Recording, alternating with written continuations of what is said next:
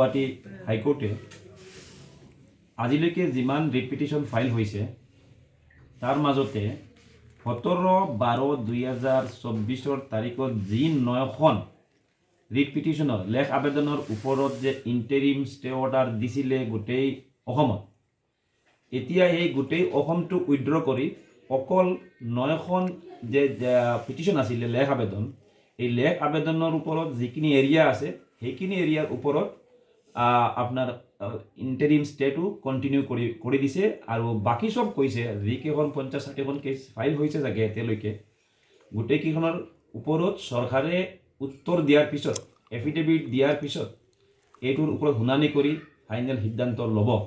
আৰু যিটো interim order দিছে ইলেকশ্যন পাতাৰ কাৰণে লিভ ল'ব দিছিল, পাৰ্মিশ্যন ল'ব দিছিল, এই 9টাৰ ক্ষেত্ৰত সেইটো কণ্টিনিউ থাকিল। এই 9খন লেখ আবেদনৰ ক্ষেত্ৰত সেইটো কণ্টিনিউ থাকি গ'ল।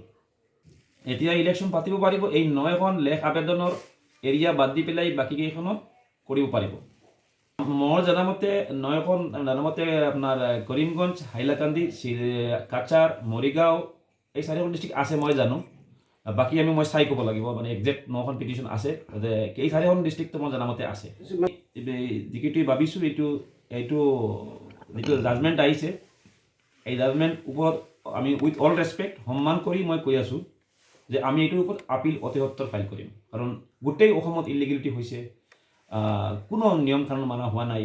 মই অলপ আগতে কৈছিলোঁ আপোনালোকক যে পঞ্চায়ত ডিলিমিটেশ্যনৰ ক্ষেত্ৰত অসম চৰকাৰে মানে যদি শ্বৰ্টকাট কওঁ এটা ফ্ৰেজত যে হেৰিয়ে হোৱা নাই, ডিষ্ট্ৰিক্ট ডিলিমিটেশ্যন কমিশ্যন ছেকশ্যন 3 মতে যিটো কনষ্টিটিউট কৰিব লাগে, বনাব লাগে, আজিলৈকে এটা ডিষ্ট্ৰিক্টতো ডিষ্ট্ৰিক্ট ডিলিমিটেশ্যন কমিশ্যন বনোৱাই নাই আৰু কাম শেষ কৰি দিছে।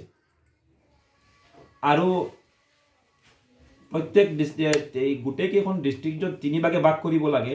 পপুলেশ্যন 2001 চেঞ্চাছৰ মতে মানুহৰ জনবসতিৰ ঘনত্বৰ ওপৰত নিৰ্ভৰ কৰি যিটো 3 ভাগে ভাগ কৰিব লাগে, সেই ভাগ কৰি তাৰ ওপৰত সমান সমান হিচাপত যিমানখিনি পৰা যায় সমান সমান ৱাৰ্ড হওক, গাঁও পঞ্চায়ত হওক, আঞ্চলিক পঞ্চায়ত হওক, জিলা পৰিষদ হওক, যিমানখিনি পৰা যায় সমান সমান কৰি এৰিয়াটো দিব লাগে, যিমানখিনি পৰা যায় সমান সমান কৰি জনগণৰ সংখ্যা ৰাখিব লাগে।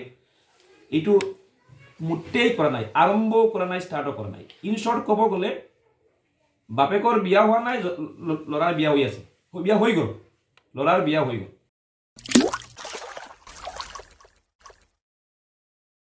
अन्नपूर्णा काव घी देश के हर एक खाने को लजीज बनाता है।